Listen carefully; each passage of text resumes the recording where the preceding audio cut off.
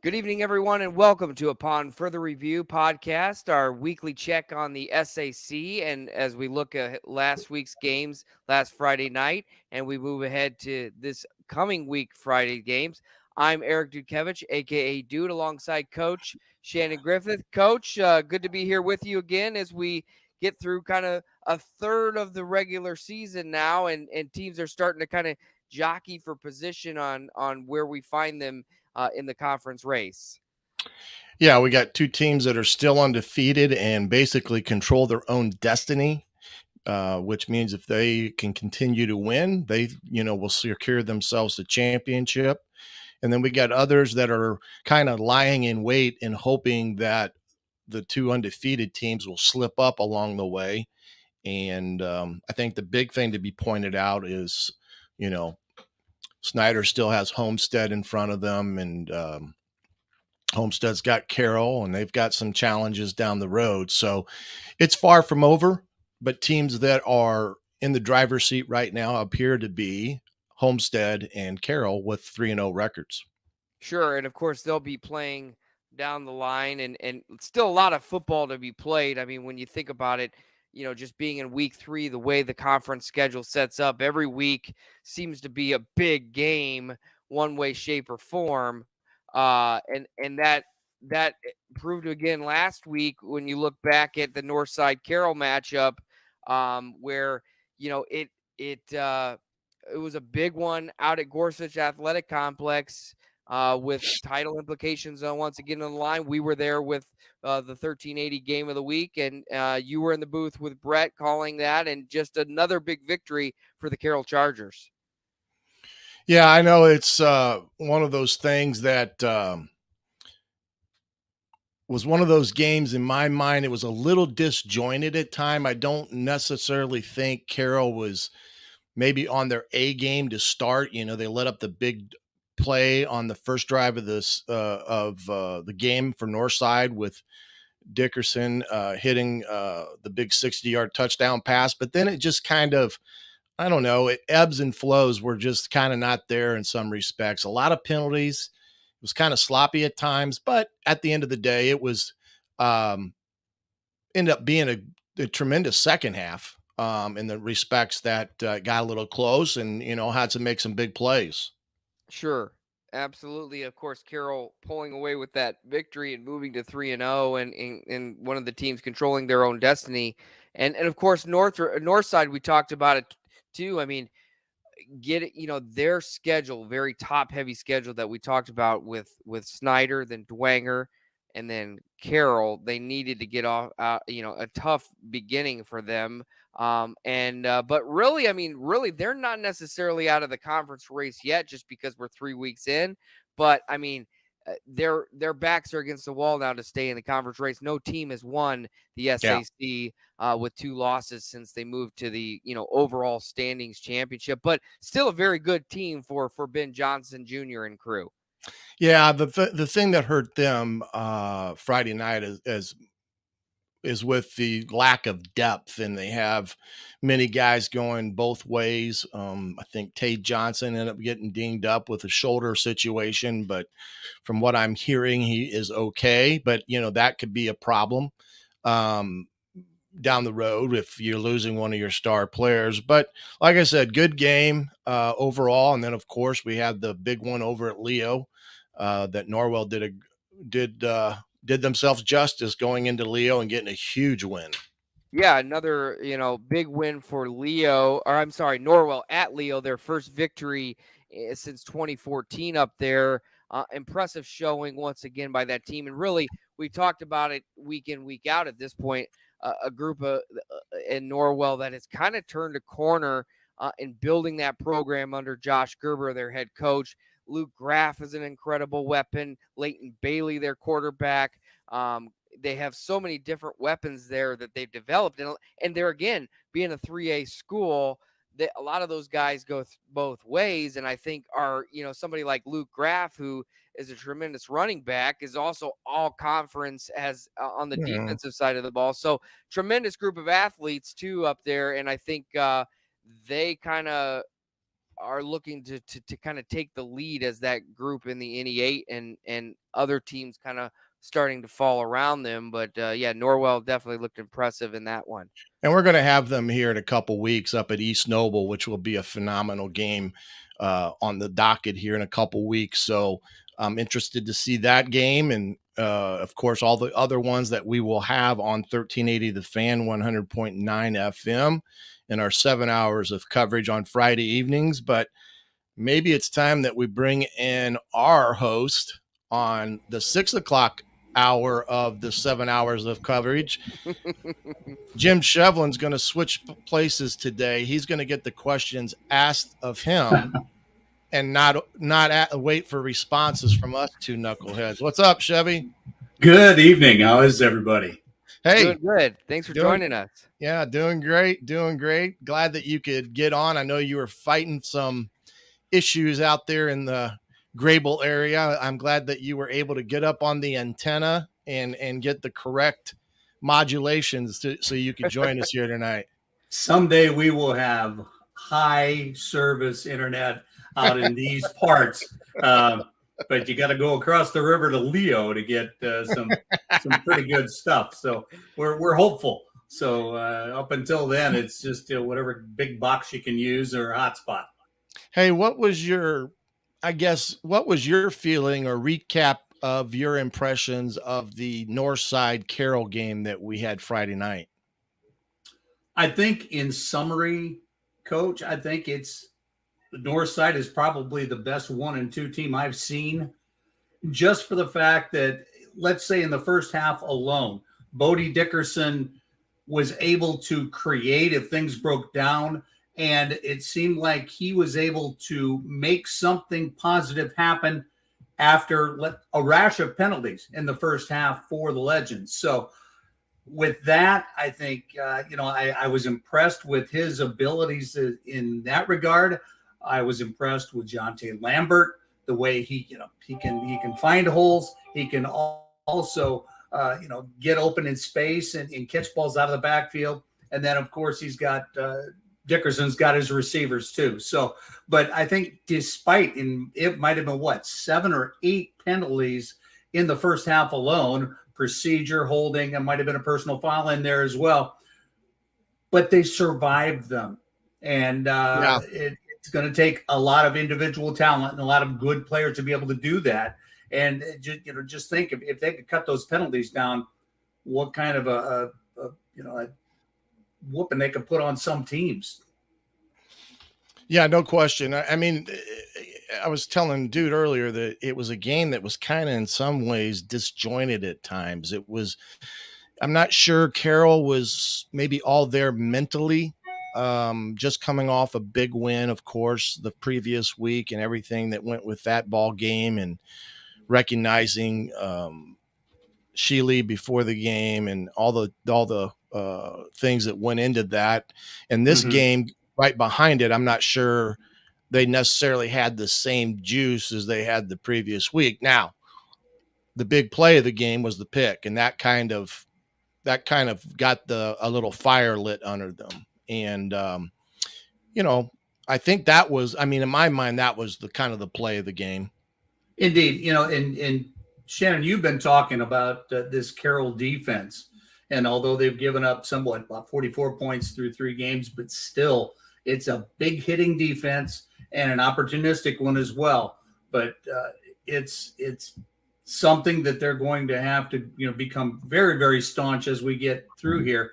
But they're 3-0 and they got a 3-0 record against quality opponents. So and that defense and you talk about Bennett and all those guys, just all the big hitters. It's and they take advantage of what's given them as well.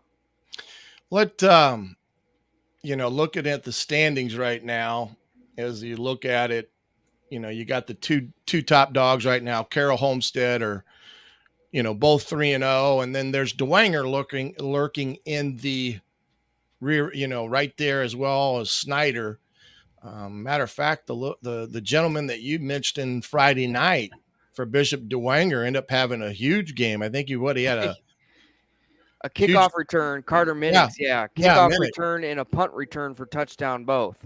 Yeah, those are huge, but kind of give your insights about the standings you're seeing here in front of you.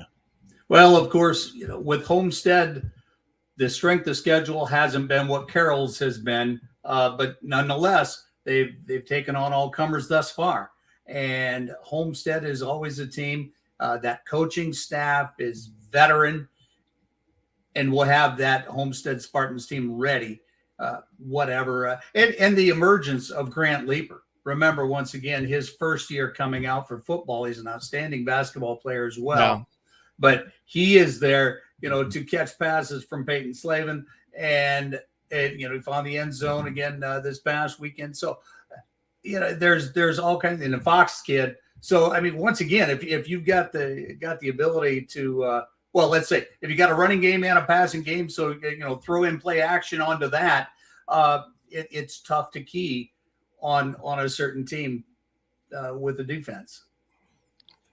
Sure. Yeah. And Jim, talk about, I know you've been doing this a while. When you see some of the local talent too, we talk about on Friday night, a lot of the individual kids, the Tay Johnsons at Northside, Mylan Graham, who being a New Haven kid, we don't see in the SAC, but a big time recruit, and a lot of other kids that are going to MAC schools, getting D1 offers. I think I looked it up, 58 different kids from this area that are playing Division I football, either in the FBS or FCS.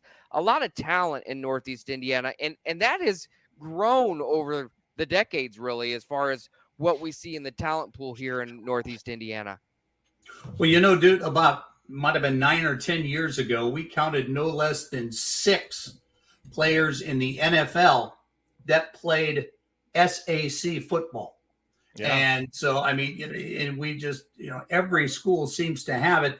So from that perspective, you just have to go back and you have to look at the PAL programs, the CYO programs, the Metro program as coaches.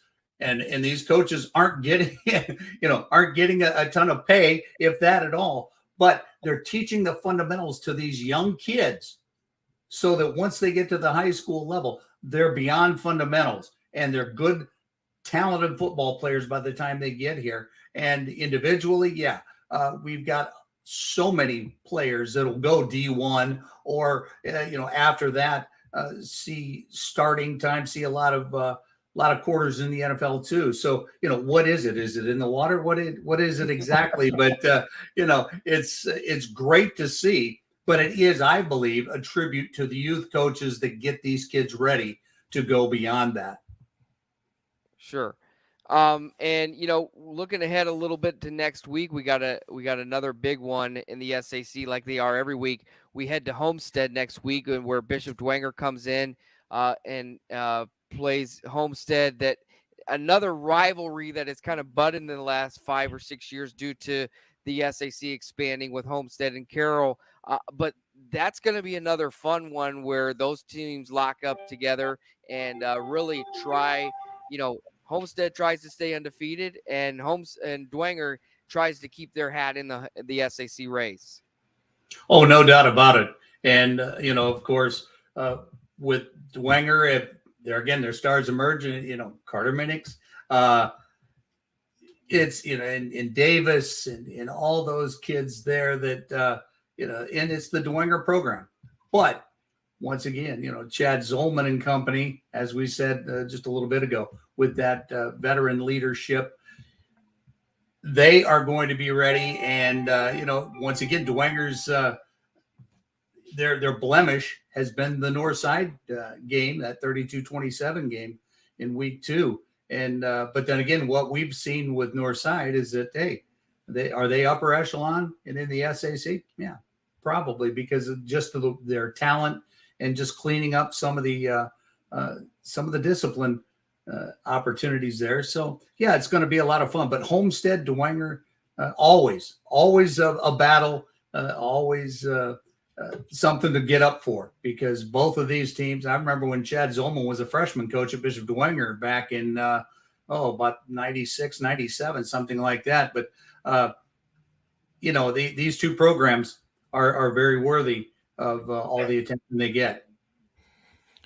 Yeah, you're going to add Campbell into this mix Yeah. on Friday night. The young man has done nothing but prove some doubters wrong. 73% of his passes complete. He's got 4 touchdown passes on the year, 221 yards per game, 21 of 29. That's pretty good. So he's going to have a say in Friday night's outcome. And Shannon, you were talking about Friday on the Parkview Sports Medicine tailgate show. All of the quarterbacks that have 65+% passing accuracy. And in the past, I can't remember that many quarterbacks from around the area, SAC and beyond, that were that, on target with their passing. You'd see some guys that put up some yardage, just throw a little screen out there and a guy runs after catch and gets 80 yards in and boom, hey, give that to the quarterback. But these guys, this is where you earn your keep here by being able to target your receivers properly and put it where only they can receive it. Well, hey, we appreciate you coming on here tonight, and we're going to get the chance to talk to the quarterback from Homestead here in a couple seconds, Peyton Slavin, and get his his thoughts of Friday night's matchup with DeWanger. But we'll see you out there at North Clinton coming Friday night at 6:00. Be early. I will be wherever there's football. How's that? All right, Jimmy. Right. Thanks so much. All right. Take care, gentlemen. All right. That was Jim Shovlin joining us on Upon Further Review podcast. A call to the booth with Jim this week. Great to have him on. Of course, he joins us every Friday on the Parkview Sports Medicine High School football tailgate pregame show each and every week. And, of course, this week, like we mentioned, we'll be out at Homestead for a big one there, Coach. Dwenger comes to town. Well, they're both teams are in town, but Dwenger comes out to Walters Stadium for a 7:00 kickoff. We'll be on the air with our pregame show at 6, and then the postgame show you can catch at the Coventry Pizza Hut. All that on 1380 The Fan and 100.9 FM. And one of the key components of that, Coach, that we're going to bring in now is the quarterback for the Homestead Spartans. Peyton Slavin joining us now upon further review. Peyton, thanks for joining us tonight. Good to be with you, and thanks for joining us. Yeah, no problem. Thank you for having me on. Sure. Another big win for you guys last week on Friday night, coming off of the win with Lures, and a big win to remain undefeated atop the SAC. And kind of in the driver's seat, so to speak, in that regard.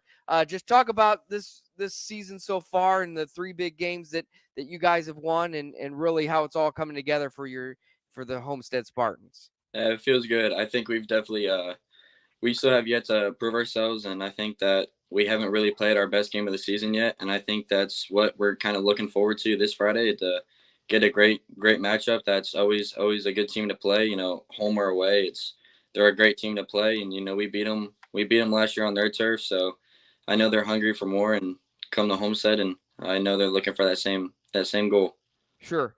The progress of this season, you start out with a home win against with Northrop. We were out at that game as well, and then you come back with another big victory over Concordia. Do you guys feel like so far that you guys are kind of hitting your stride, or building into it? Where do you think this team is right now, a third of the way through the regular season?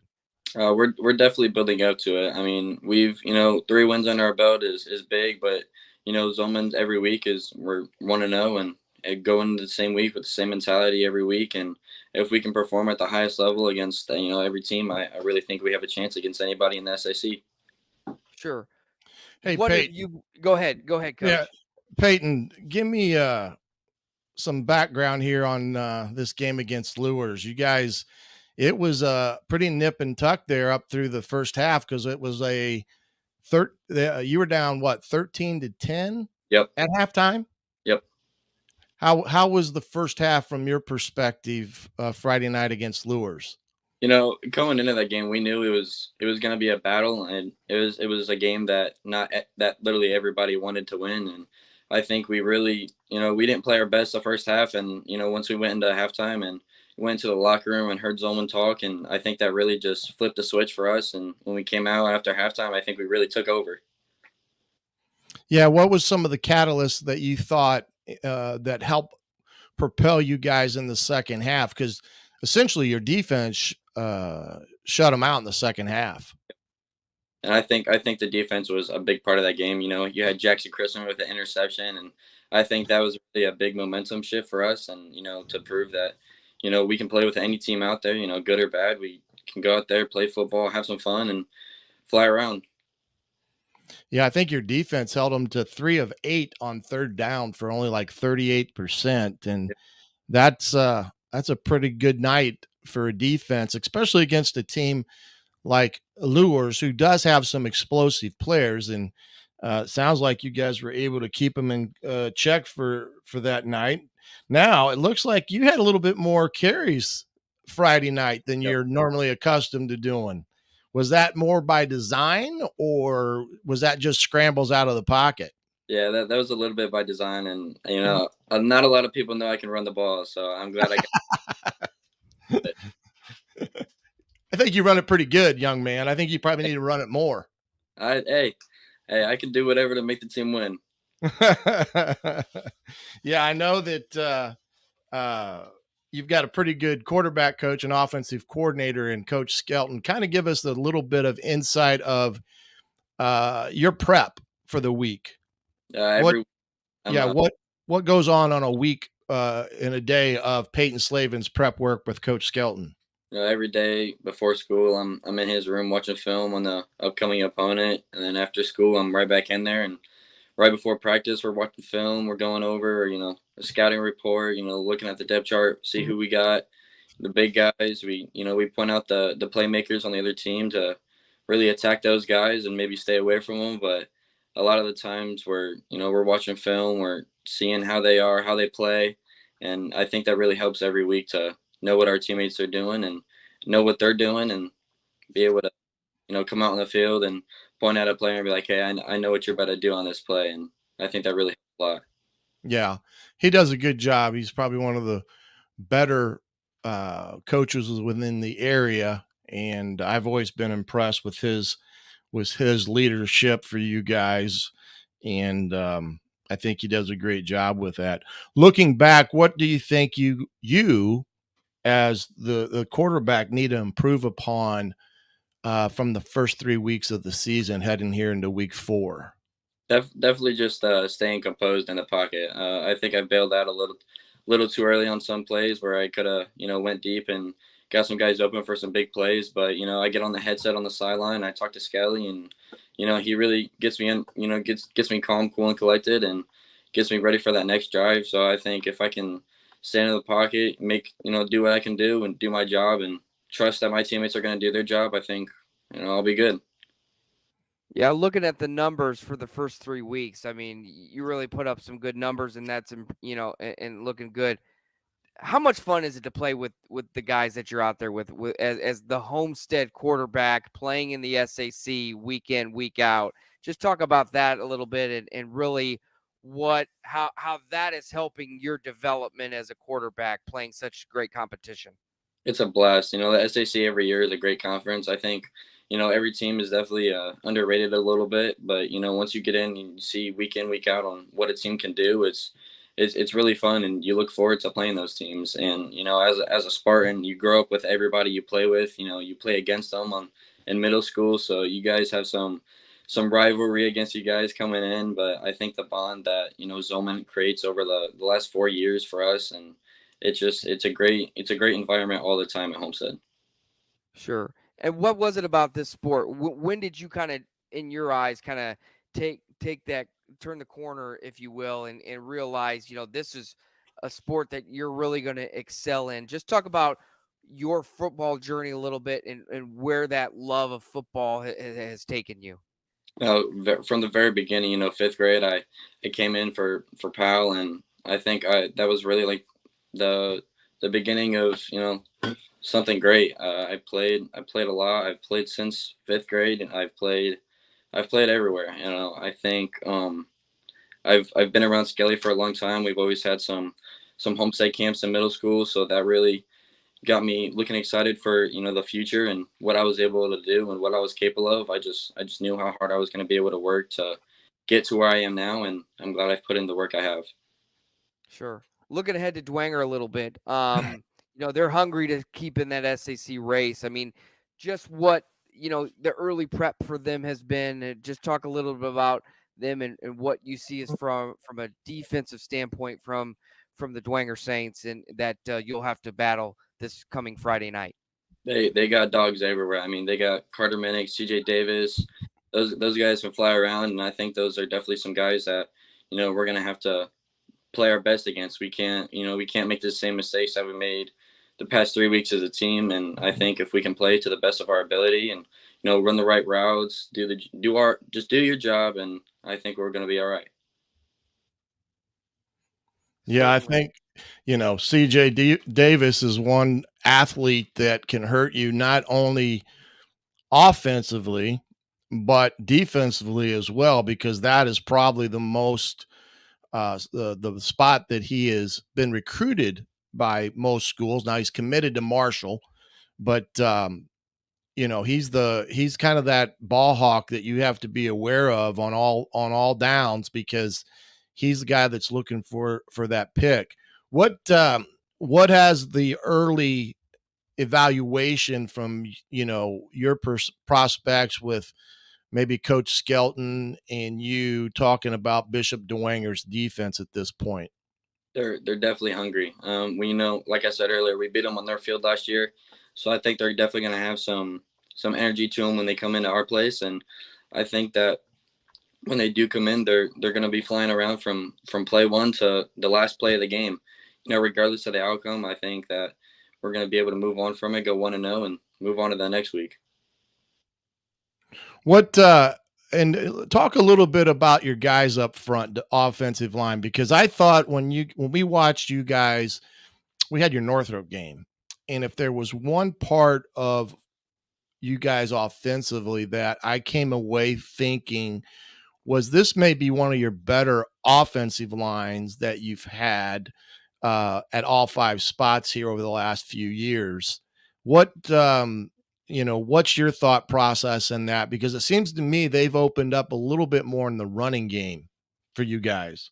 They're definitely hungry. I think returning only a starter or two on the offensive line is, it hurts us a little bit, but they came in ready to go from the beginning of summer. They were hungry. They knew their job and they knew what they had to do, and I think they've done that so far. They open up the run game so we can open up the pass game.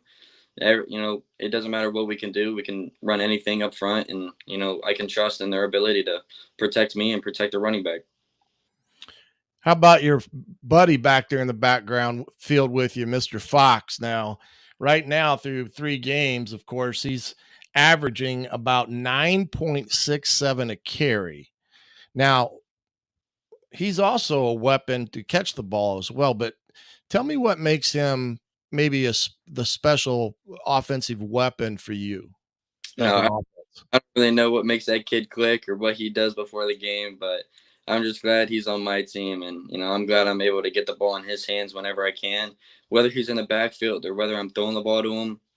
I can trust he's going to make a play, and it's fun watching him play. I've grown up with him, and we've played baseball together, and being able to share the field with him as a football player and score some touchdowns together is a great feeling. How about the guys on the outside? You've got some talented guys out there, and we'll get to the big fella here in a little bit, but tell me a little bit about your wide receivers, the guys on the outside for you. I got the speech there, Mason Oxier. He's been my guy for the past few years, and be able to score with him is great. He has a great leadership mentality.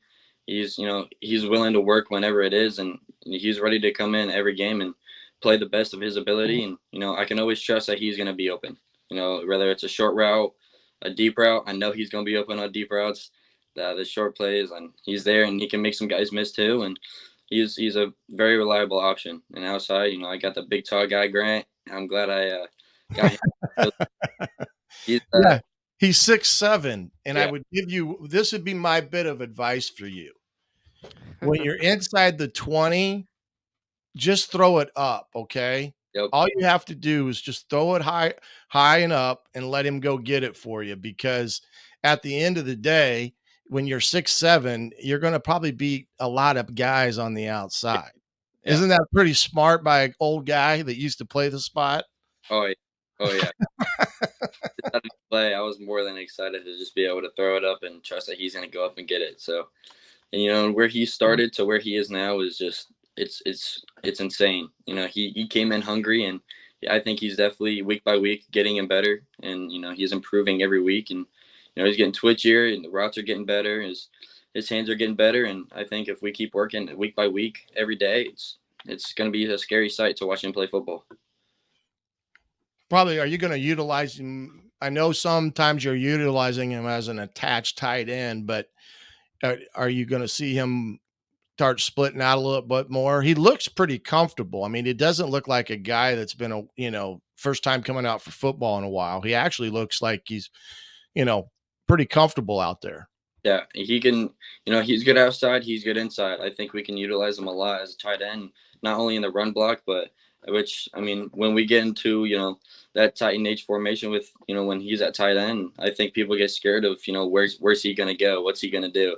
And I think that's for our advantage. And then we go out wide, and we can go deep, we can go in, we can do anything with that kid. All right. And do you got any other questions for Mr. Slavin here? I think you're on mute there. Yeah, sorry. There Just we one go. last for me. Yeah, hey, there we go.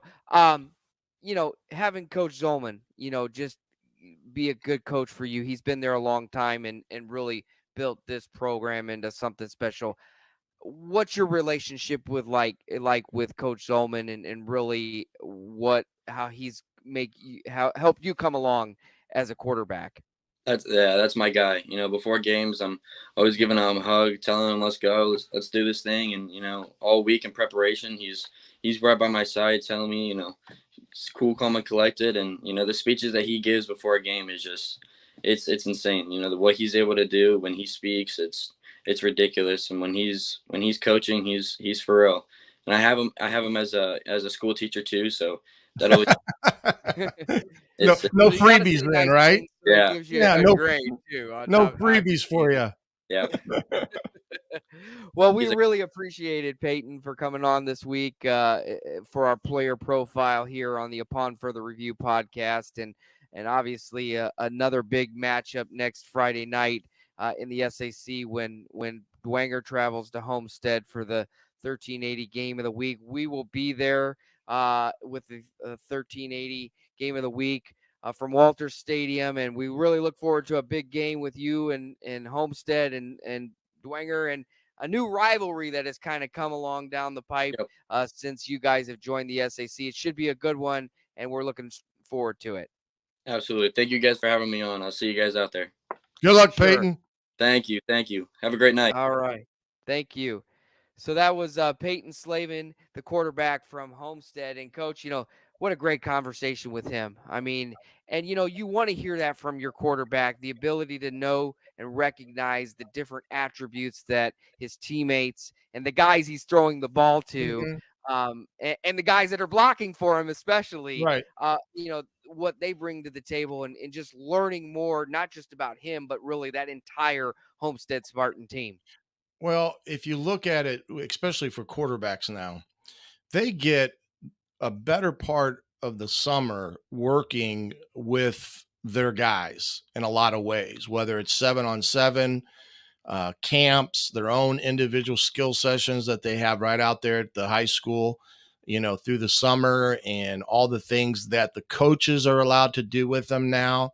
You can really develop these kids almost year round. And for the quarterback position, that's even so valuable, because understanding things like coverage and what is going to happen when a defense does this, or what does middle close versus middle open mean. And they can give you the answers because they have so much time that they can devote to it with understanding and teaching in a classroom environment. And that's why I have a lot of respect for Coach Skelton, and what he's done there at Homestead with these quarterbacks is that he really has them tuned in to not just the basic fundamentals, but understanding what's across from them every Friday night. So I think he does a tremendous job. They've had some talented quarterbacks there in the past, and that's a quarterback room that, there's a little pressure in it because you're asked to live up to uh, the Zach Terrells of the world and things of that magnitude. And I think Peyton has done that pretty decently through his first couple years here. I know that I think the Northrop game got off to a little bit of a slow start, but I think over the last couple weeks, I think his play has really started to blossom for him. I think he had 210 yards on Friday night, one touchdown, and in an environment that's not easy to go play in. Playing at Lures is not easy just because you're going from a turf field like they have at Homestead to a natural grass surface there at Lures. And I guarantee you they didn't cut that grass before Friday. It was a little bit higher and a little bit thicker because it's different. It's a different thing coming from a surface that you're pretty self-assured with your cutting to now coming to a surface that you may not be comfortable at. And I think that showed on Friday night some. Yeah, and quick shout out to the Lures dads who take care of that field. I know that's a big thing there, and we like to Oh, have fun yeah. with that, but certainly, I mean, they're one of the few that still have the grass, but I mean, they keep it up really good and nice. But yeah, that was a fun game on Friday night. Homestead looked important and looked great, and it was important for them in the standings, and now they move ahead to Dwenger and some other games, coach, that are coming up this weekend. As we kind of move the chains on the SAC schedule as we move into week 4 now, coach. We talked about Homestead and Dwenger. Carroll and Northrop, another big one that for Carroll and staying in, they should be able to handle the Bruins pretty easily, but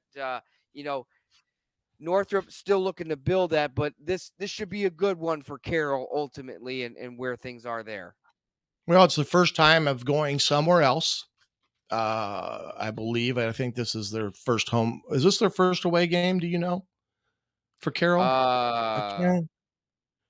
I think they For some opened reason. at Lures. They opened at Lures. Oh, Now that that's I right. They remember, yeah, opened at Lures. yeah. They've been home the So last 2 they had weeks. back-to-back home games. We were there for Yeah. the pregame show both in 1380 game of the week. But yeah, so they venture out on the road again, just down the road to Spooler Stadium. But it should be a good Yeah. matchup for Carroll. Well, here's what I think. They've got to come ready to play. I don't necessarily think that they were firing on all cylinders on Friday night. I mean, even though I know Jimmy Sullivan end up having a pretty decent game, but he only completed 53% of his passes. That is well off of his average of about 68%. And a lot of that was because they were taking a lot of shots down the field. And part of that was because of Northside. That's what they were forcing them to do. But when you got Johnson and the guys out there on the corner, that's a tough sled to hold. So I think they got to come out and have a little bit more focus on what they're doing. I think Wayne, they had to go on the road and had the unbelievable miraculous play that ended up on the top 10 on ESPN there Friday night. So, Sure. I think the Bruins are still finding themselves and who they are and what they are on offense and defense. Sure. Also elsewhere in the SAC, Concordia hosts Bishop Bluers.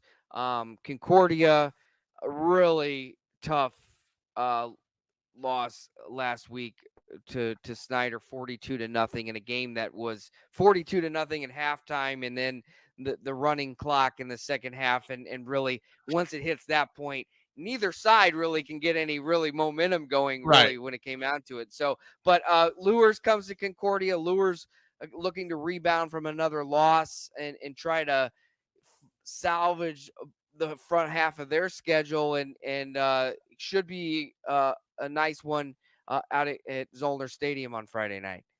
Yeah, and you know, I was a little bit surprised of that Concordia score because I thought, you know, it they may have gave them a little bit more of a game. Now, s- saying that, you know, we forget that Langston Level, who sat out the Carroll game, was back, and he is a man child, and he can control a game from start to finish if you allow him.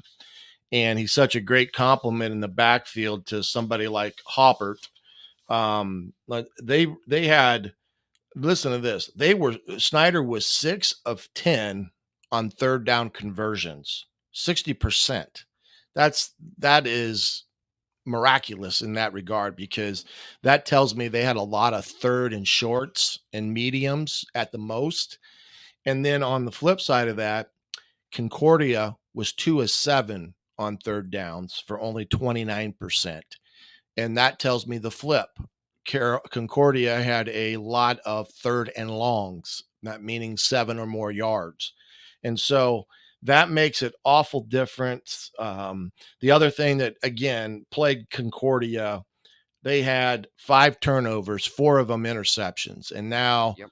that's the one thing that, hurts Eli when he gets into those situations where he starts throwing picks. And, you know, Concordia, I still think, they've still got a lot of football in front of them because, again, they're like some of these teams, their schedule's loaded up on the front end. And, Yeah. the same thing with Northside.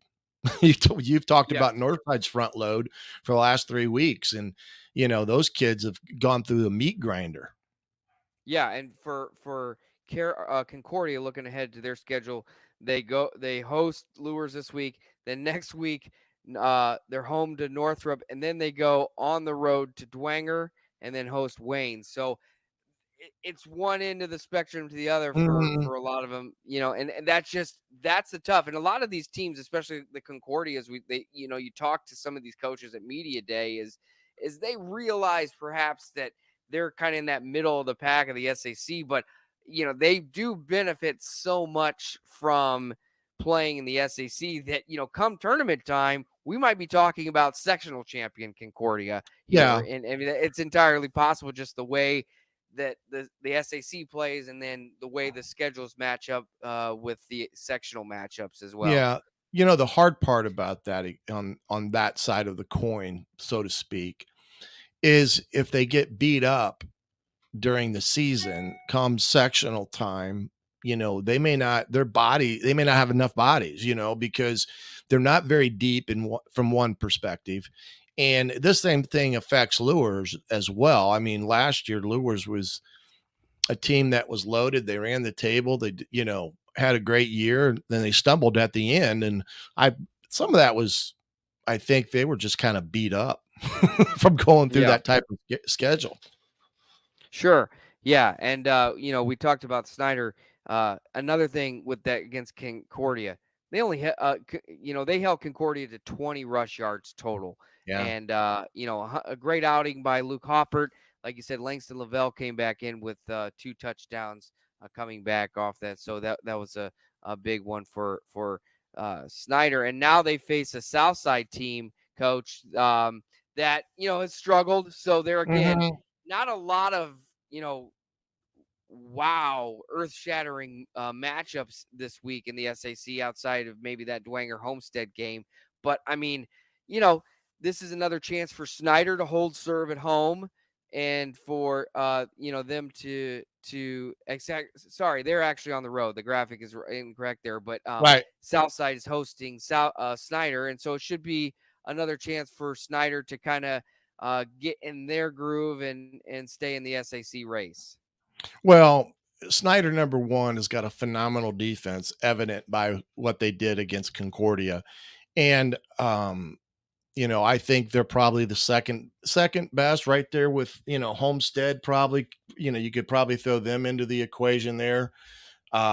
I think Carroll, for the most part, is the best in the Summit Athletic Conference.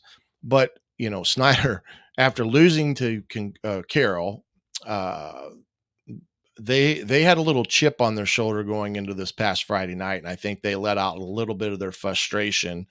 And whatever they didn't get out Friday night against Concordia, unfortunately, Snyder's gonna have that, same carryover to Southside this week. Snyder still got some games in front of them. They still got the Dwangers, they still got the Homesteads, and they're in a position of hoping that Carroll at some point in time happens to stumble.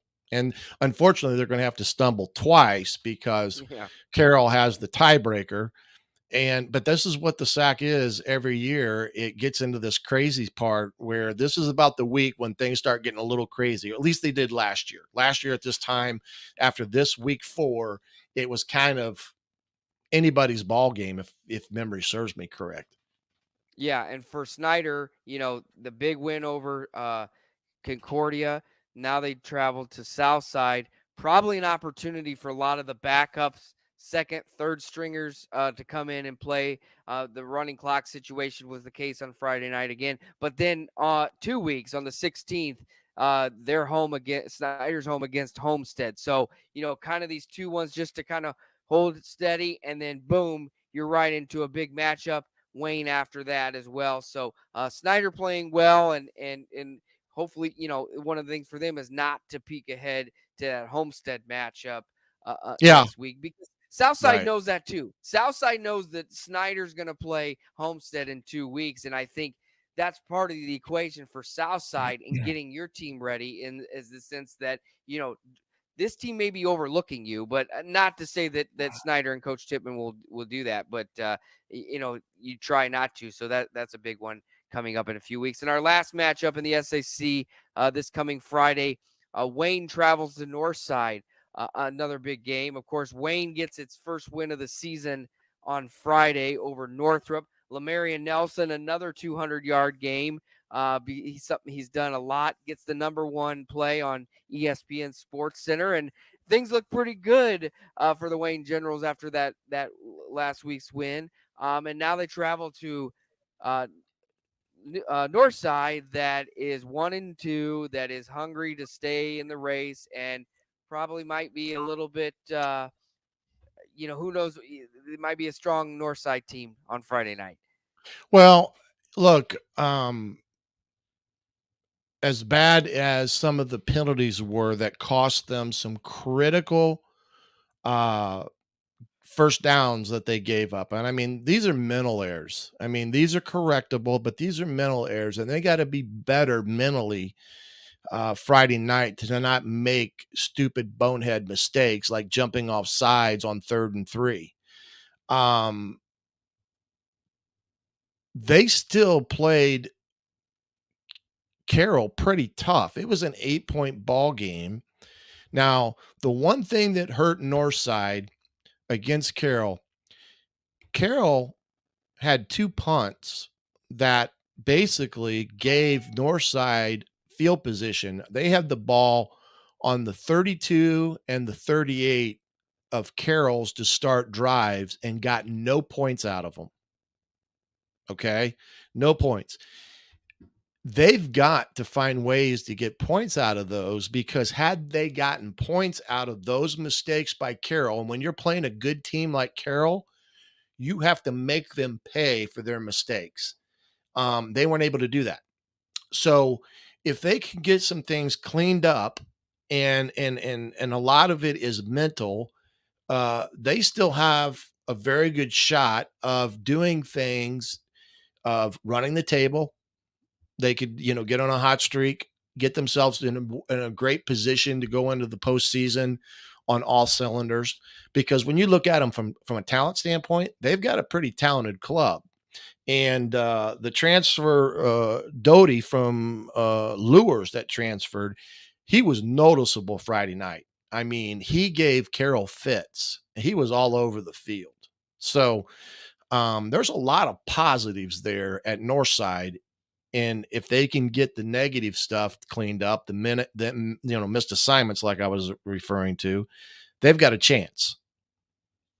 Yeah, absolutely. And so that's what the SAC slate of games for this coming weekend. And just a reminder that we'll be at that. Our lead game for the week will be Bishop Dwenger at Homestead on 1380 The Fan and 100.9 Let AFM. Kickoff. let's go back and go ahead.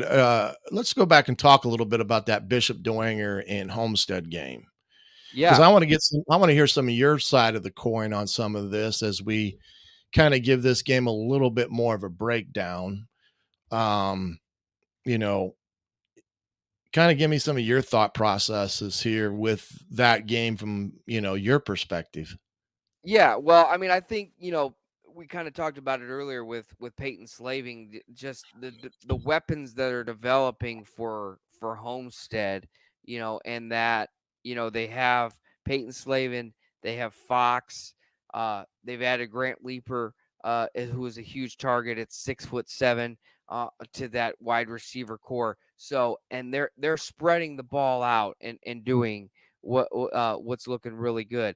The defense was looking good too. I mean, I think that's part of it too. Is just for them, you know, for Homestead, their margin of victory is number 1 in 6A going into last Mhm. Friday, and I haven't crunched the numbers coming out of it, but they're averaging 40.5 points a game on offense, and then they were at 10.5 against on defense. And that's a testament to both sides of the ball. I mean, the defense has been big for Homestead, and that's where it has going to have to be big for against Dwenger as well, because Dwenger can, with Sam Campbell, we've seen, can get the ball up and down the field. CJ Davis is a huge threat for them. But then you throw in the mix guys like Carter Minix who can make Mhm. that big play. And we talk about it all the time, Coach, those momentum plays, the run backs, the kickoff returns, the punt returns, whether it's Braden Steely at Carroll or now Carter Minix, who Jim Shovelin introduced to us, on the Right. pregame show last Friday. And maybe nobody had ever heard of him. By the end of the night, he had 2 touchdowns. So it was a big night for him. And I think that's what's cool about these matchups is that, both teams are able to develop players over time because there's such a rich tradition at both of those schools, so that you never know when maybe somebody jumps off the page and has the game of their life, so to speak, and turns that corner and enters that lore. But yeah, so obviously the big thing is going to be how can Dwenger handle the passing game on the defensive side of the ball? But then, how does Homestead pin back their ears and get to Sam Campbell too to stop that? And the running game all of a sudden becomes a big thing. And, that's kind of where it falls for me is it's where, the run game is probably going to have a bigger impact in this game than some of the other ones, just based off of the defensive side of the ball. Yeah, and I think one thing with Dwangers that you can always kind of rely upon is that you're going to get a defense that's very solid in what they do fundamentally. They will come after you. They're not afraid. I think now that, when you got CJ Davis that can cover and some of these other kids that are out there, I don't think they're afraid to turn people loose and play some man behind them. And that can cause havoc. And this is a game to me that, and having Peyton on earlier, this is a game that he's going to have to control.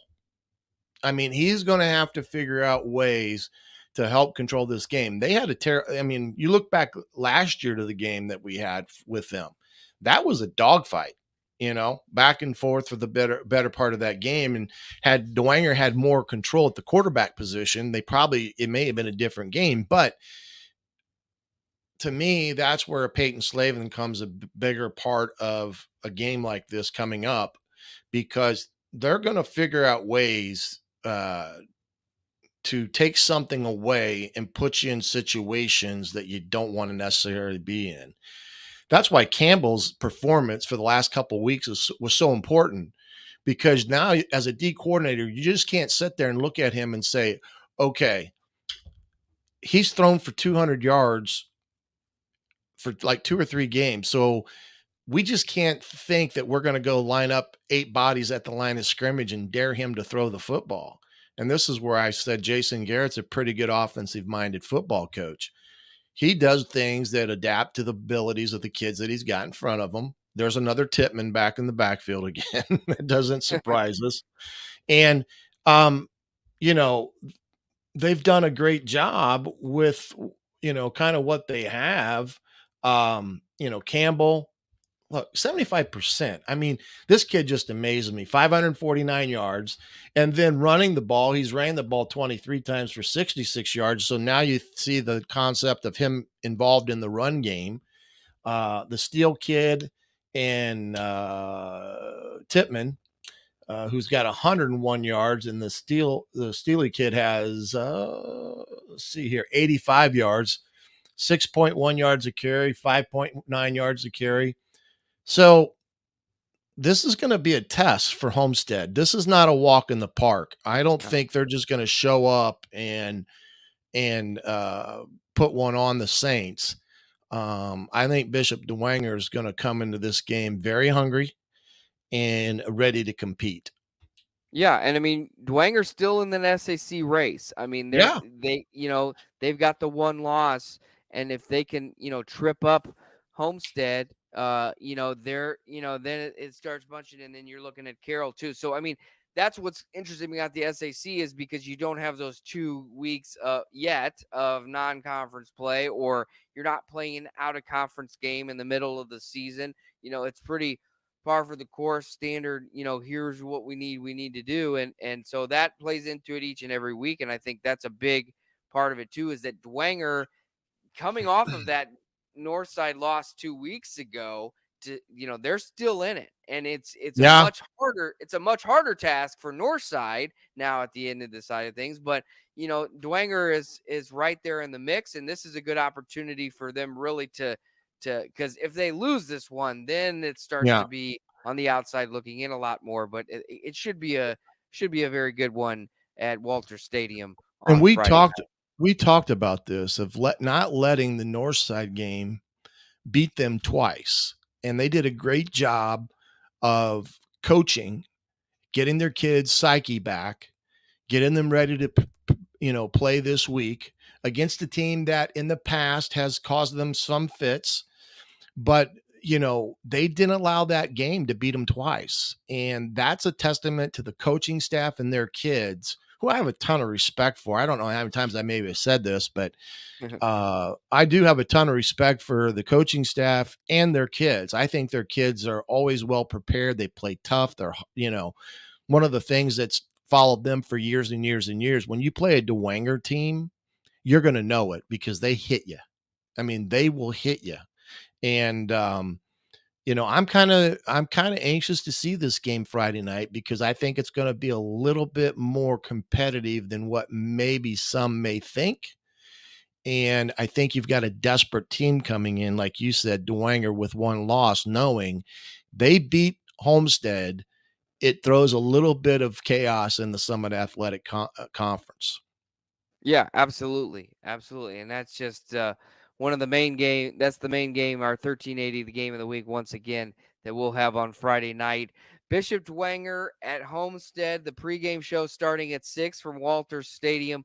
Kickoff at 7 with Brett Rump and the coach Shannon Griffith, and then join the postgame show at the Coventry Pizza Hut after the game for all the scores and stats and updates from games all over. Just listen to 7 hours of coverage with Sports Rush as well. 7 hours from on 1380 The Fan and 100.9 FM. And Coach, before we get out of here, did want to bring up our winner of this week's top dog poll. If we pull that up, week 3, it came down to Snyder quarterback Luke Hoppert, who threw for 211 yards and 3 touchdowns. Homestead running back Cam Johnson, 120 yards and 2 touchdowns. Bishop Dwenger wide receiver Carter Minix with a punt return touchdown and a kickoff return touchdown. And then Lamarian Nelson, 208 yards and 2 touchdowns for Wayne. We posted on Twitter at UFRSAC, and the winner this week is Carter Minix from Bishop Dwenger with 38.3% of the vote. We talked about him in the pregame show on Friday. We got a mention here in the poll this week and also several times throughout the show. That's a kid to watch going forward for this season, Coach. Just another name that's coming out of that Bishop Dwenger program that should have a big rest of the season and somebody to circle when you circle the rosters on Friday night. Yeah, we're going to see him Friday night. Just a quick mention to like, subscribe, send us out to all your friends and loved ones. It helps us a ton. You can find us on any platform available. If you miss it, you can get it on podcast. And one last thing, we're going to be on 1380 The Fan this Wednesday night at 8:00, right after this live show. They're going to pick us up and broadcast us again. So thanks to 1380 The Fan. Yeah, that's exciting as we continue to grow the show, and it's been a lot of fun the first couple of weeks. Well, Coach, we're out of time for this week, and upon further review, it's been a great show. We want to thank Peyton Slavin for coming on, and of course our cohort Jim Shovlin from 1380 The Fan and 100.9 FM. Great to be with you guys this week, and until next week, have a great week. Enjoy the games on Friday nights, and we'll see you back next week for Upon Further Review.